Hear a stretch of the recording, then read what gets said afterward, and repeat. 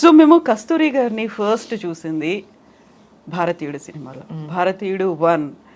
ఇప్పుడు మళ్ళీ భారతీయుడు 2 రిలీజ్ అవుతోంది కదా, రిలీజ్ కూడా ఉంది June 15th భారతీయుడు 1 అనేది. ఆ టైంలో ఎవరికైనా యూజువల్గా సినిమా ఇండస్ట్రీలోకి వచ్చినప్పుడు ఫస్ట్ మీరు ఒక మూవీ చేశారు తమిళ్లో, ఆ తర్వాత ఒక బిగ్గెస్ట్ మూవీ అనేది వచ్చింది, శంకర్ గారి దర్శకత్వం, పక్కన కమల్ హాసన్ గారు ఉన్నారు, ఇంతమంది ఉన్నప్పుడు ఇచ్చింది చెల్లి క్యారెక్టర్. ఏమైనా అనిపించింది ఆ టైంలో? లేదు, యాక్చువల్లీ ఫస్ట్ నన్ను ఊర్మిళ క్యారెక్టర్కి ఆడిషన్ చేశారు. ఓ, అప్పుడు రంగీలా ట్రైలర్ కరెక్ట్గా ఆ టైంలోనే వచ్చింది. ఆ ట్రైలర్ చూసి ఇమ్మీడియట్లీ ఆ రోల్ ఊర్మిళకి చేశారు. తర్వాత ఈ రోల్ చెప్తే ఐ హర్డ్ ద స్టోరీ, నాకు తెలుసు ఇదే కీ క్యారెక్టర్ అనేది తెలుసు. అదర్స్ ఆర్ మోర్ హీరోయిన్స్, దాంట్లో కొంచెం ప్రాప్ లాగా ఉంటారు. స్టోరీ అయితే ఈ చెల్లి క్యారెక్టర్ మీదే వస్తుంది అనేది తెలుసు. అండ్ ఇంకో మాట, అలాంటి అదృష్టం ఎప్పుడు దొరుకుతుందని, see the combination, Kamal Haasan గారు, శంకర్ గారు, ప్రొడ్యూసర్ అయితే super star producer AM Ratnam గారు, camera is Jeeva. Again so many movies ఇక్కడ కూడా చేశారు, so many. He's not there now, but he was a super star cameraman. AR Rahman peak time Bharateeyudu songs అంటే మరీ ever green కదా. అందరూ ఎడిటింగ్ కానీ ఆర్ట్ కానీ all are giants in the industry. ఎవరెవరెవరు వాళ్ళు ఫీల్డ్లో జయంట్స్ వాళ్ళందరినీ ఒక్కటి చేసి అక్కడ కల్పించి ఒక మూవీ చేశారంటే అది భారతీయుడు. And fantastic character, fantastic expression, దానివల్లనే కదా నాకు తెలుగు ఫీల్డే ఓపెన్ అయింది. సో ఇప్పుడు మళ్ళీ రిలీజ్ అనేది అవుతోంది, ఎలా ఉంది ఆ క్యూరియాసిటీ అనేది మీలో? చూస్తారా ఆ రోజు మళ్ళీ? 100%. ఎందుకంటే ఇప్పుడు అది మళ్ళీ సౌండ్ అంతా రీమాస్టర్ చేసి ఉంటారు. అప్పుడు ఆ పూటల్లోనే వినటానికి అంత బాగా ఉండే ఒక మూవీ. సాంగ్స్ అయినా సరే, డైలాగ్స్ అయినా సరే, చాలా కమల్ వాయిస్ వినటానికే అంత బాగుంటుంది. 100% I want to see it in theatre in Hyderabad. అప్పుడు రిలీజ్ అయ్యే సమయంలో నేను హిందుస్థానీ హిందీలో చూశాను, ఇండియన్ తమిళ్లో చూసినాను. భారతీయుడు ఇంకా చూడలే, తెలుగులో చూడలేదు, ఇప్పుడే చూడబోతున్నా. And to talk of that song, ఆ సాంగ్ ఎలా ఉంది అని నాకే క్యూరియస్గా ఉంది. ఆ పచ్చని చిలుకలు ఆ సాంగ్ అయితే చూడ్డానికి ఎంత సరదాగా ఉంటుంది, ఎంత లవ్లీగా ఉంటుంది కదా. బట్ తీయడానికి ఇట్ వాస్ అ తపస్య లాగా. కమల్ గారు వస్తారండి, 3 o'clock వస్తారండి.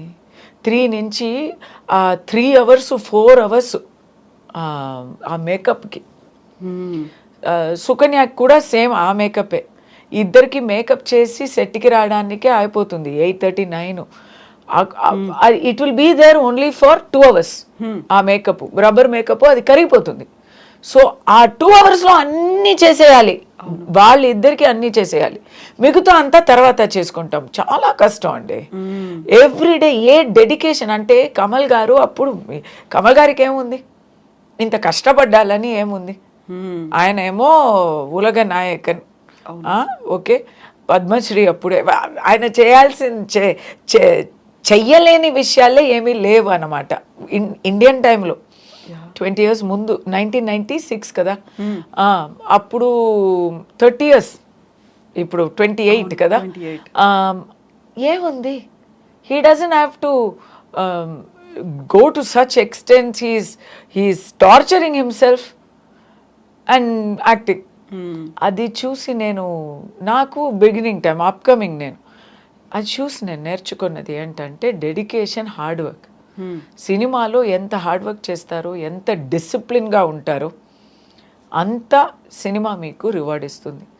అందరూ అనుకుంటారు సినిమా అంటే హ్యాపీగా రేవ్ పార్టీస్ వెళ్ళి హ్యాపీగా ఏం జాలీగా ఉండి గాసిప్లో వచ్చినట్టు ఏదో అంత కాంప్రమైజెస్ చేసుకొని కాదండి.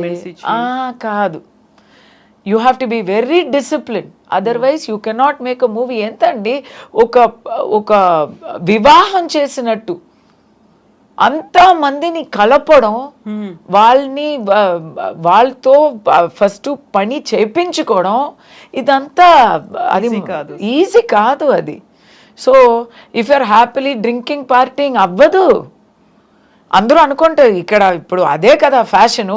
సినిమా వాళ్ళంటే ఎవ్రీబడి ఈజ్ పార్టీయింగ్ అని చెప్తున్నారు కదా. If people are party 6 o'clock shooting తర్వాత నేను వెళ్ళి పార్టీ చేసుకున్నాను అనుకోండి, నెక్స్ట్ డే షూటింగ్ అవుతుందా? అవుతుందా? డైరెక్టర్, ప్రొడ్యూసర్ కోట్లు ఇన్వెస్ట్ చేసి if he is not taking care of the project, ఏమవుతుంది ప్రాజెక్టు? డైరెక్టరు నెక్స్ట్ డేకి ఇప్పుడే ప్రిపేర్ అవ్వకపోతే ఏమవుతుంది? నెక్స్ట్ డే షూటింగ్ లొకేషన్లో వచ్చి ఓకే ఇప్పుడు ఏం చేద్దాం అని అనుకుంటే ఏమవుతుంది? ఆర్టిస్టులకి హ్యాంగ్ ఓవర్, ఆర్టిస్టులు ఇలా సెట్కి వస్తే ఏమవుతుంది? ఆర్టిస్టులకే ఇంకా కష్టం. అట్లీస్ట్ వాళ్ళైనా ఏదో తలక పట్టుకొని చెయ్యొచ్చో ఏమో కానీ ఆర్టిస్ట్ ఫేస్లో తెలిసిపోతుంది, దొరికిపోతారు. So it's not possible. Exactly. భారతీయుడు 2 రాబోతోంది. ఎలా ఉంది? ఆ ఈగర్నెస్ అనేది కనిపిస్తోందా? లేకుంటే ఇందులో మీరున్నారా? లేరు కదా. నేను ఫస్ట్ పార్ట్లోనే చంపేశారు. లేదా అండి, నిజం చెప్పనా, కొంచెం పొలిటికలీ ఇన్కరెక్ట్ అయినా పర్లేదు. భారతీయుడు 2 ఎప్పుడు రాపోతుంది అని ఎదురు చూస్తున్న ఆ టైం పోయింది. 2018లో నేను బిగ్ బాస్కి ఒక 2 weeks వెళ్ళాను తమిళ్లో. అప్పుడు వస్తుంది అన్నారు, ఇంకా రాలా. ఇప్పుడు వస్తుంది పక్కా అంటున్నారు. We're almost waiting for 7 years. ఇప్పుడు వస్తే చాలానే అయిపోయింది. ఎంత డేటెడ్గా ఉంటుందా అని చాలా భయం వేస్తుంది. సాంగ్స్ కూడా ఇప్పుడు రిలీజ్ చేశారు.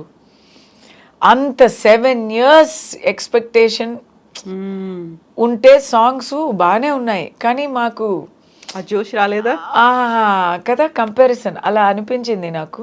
సో ఐఎమ్ లైక్, నాకైతే నేను చాలా ఎక్స్పెక్టేషన్తో వెయిట్ చేస్తున్నాను, కానీ ఒక కార్నర్లో అయితే అబ్బా ఇంత ఎక్స్పెక్టేషన్ ఉంచుకోకూడదో ఏమో అని కూడా భయం ఉంది.